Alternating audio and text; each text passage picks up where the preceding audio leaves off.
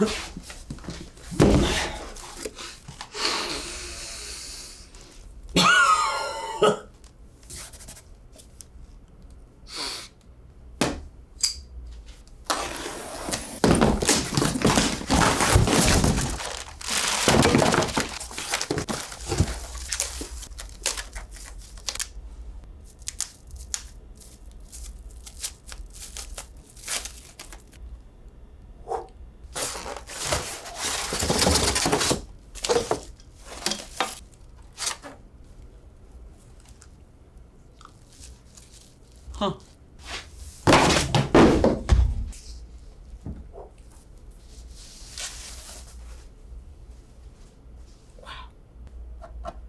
Wow.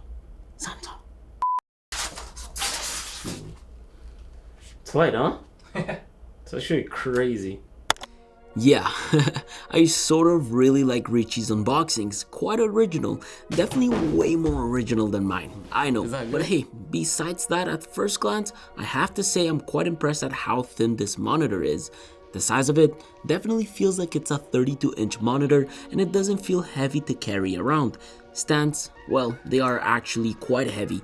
Super easy to put together though, it's just a matter of inserting the upper part first and pressing it. To remove it, all you need is to push the button upwards and lift it up. Comes out super easily. The base plate, which is made out of metal, is also super easy to install. I recommend doing so before even attaching the main arm to the monitor. Do make sure to properly screw in the screw so you avoid having a gap like I did throughout the video. In the box, we do get this nice light gray USB-C cable and a micro HDMI to HDMI cable. I must say, that's a first. The power brick is huge, although it's as big as my LG ultra-wide power brick. Both cables on both ends are long enough to stretch and make your cable management a bit less of a nightmare. The camera, which is a slim fit cam included as a component, is without a doubt super easy to install. Hooks a bit like a magnet. I do have to say I quite like it. With everything plugged in and ready to go, you can use the remote to turn things on. People of the internet, welcome to the Samsung Smart Monitor M8 review.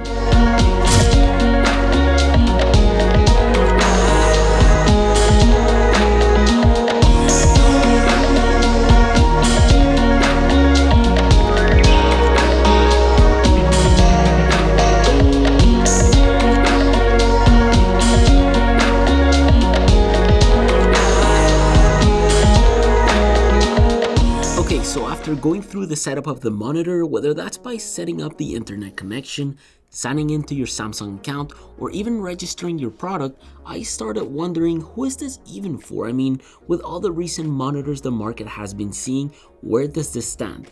Imagine a TV and a 4K monitor have a baby where smart meets design. I know a lot of people are working from home now and it seems like Samsung wanted to build an all-in-one unit, a monitor that can deliver a smart TV experience for when you are taking breaks, effortlessly working on documents, video conference calls, and even accessing files from PCs wirelessly, all without using a PC. I know, right? Well thought out. It's also controllable via Bixby or Amazon Alexa, and it even supports AirPlay 2. You can tell they are trying to bring a work from home environment to this because the M8's IoT hub can do things like turn on or studio lights. You just have to directly speak to the monitor. It's like the display you wish to have for pure convenience to make your work life a bit less stressful. And all of this does come well packaged up. You see, the hardware and physical aspects of it are nice. It's not made out of aluminum though, but I do appreciate the super slim design. It has a nice organic rear facing pattern in the back, a height adjustable stand so you can, find the perfect position for every project, movie night or study session, and it does come in 4 available colors. Overall, most of the monitor seems to be made out of plastic, which explains why it weighs 6.7 kilograms. Of course, other than the fact that the thinnest point of the panel literally measures 11.9 millimeters. I would say that the stand though does represent about 30% of that weight. By the way, save yourself a bit of room in terms of depth when putting this on your desk. VESA mounting it could have been a cool option. I'm sort of quite bummed out not being able to do so. It might not be such a big deal for you. Honestly, the legs do look super minimal on any desk.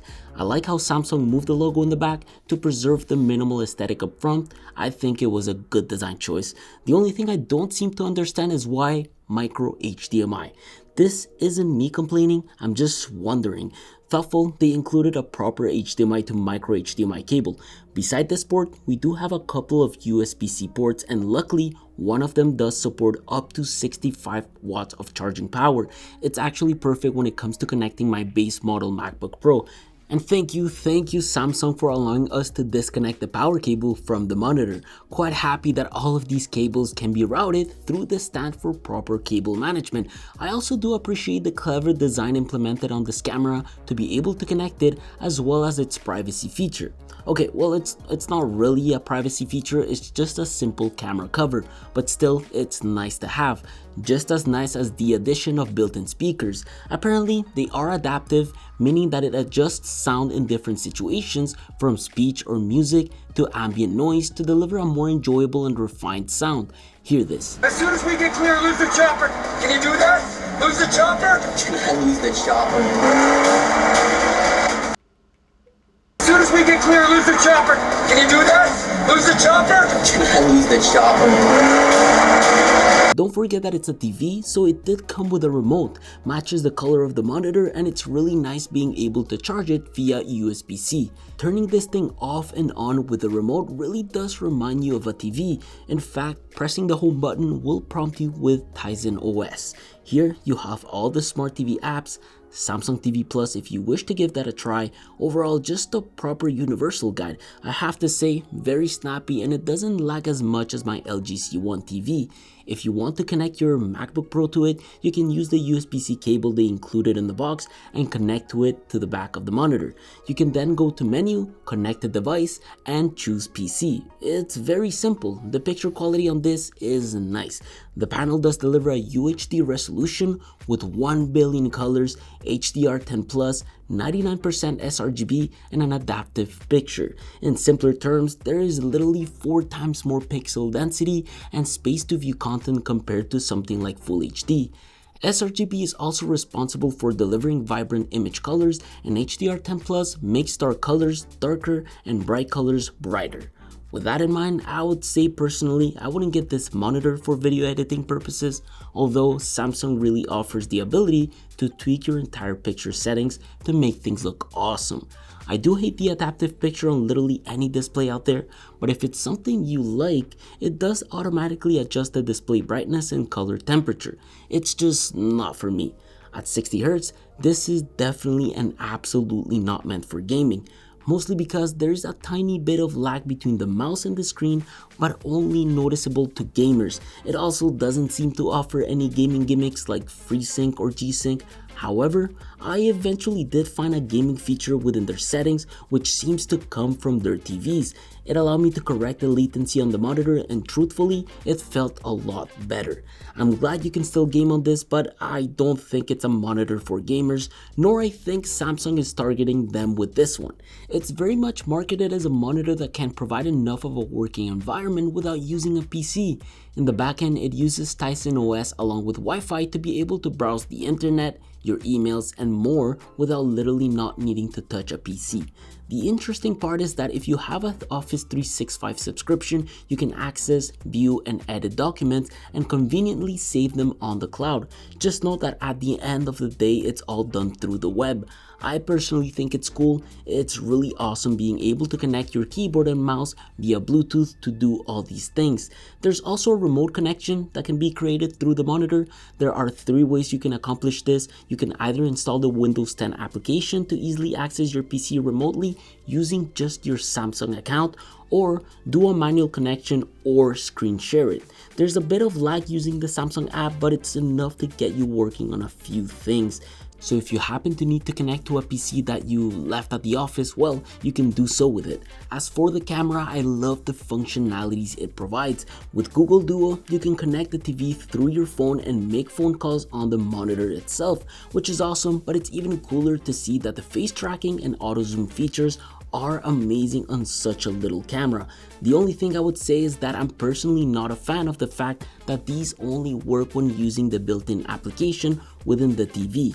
However, regardless of the computer you use, as long as you are connected through USB-C, you can still use the camera on Microsoft Teams and Zoom. As a monitor that is marketed to work from home without a PC, I still will have loved to see these features work regardless of the device you're using. You can install the SmartThings app on your phone, by the way. If you wish to use it as a remote control, you do have the ability to choose inputs, the apps you wish to use, and a few little other gimmicks that make the experience quite nice.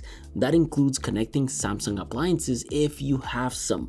AirPlay 2 is something that I very much appreciate having on this.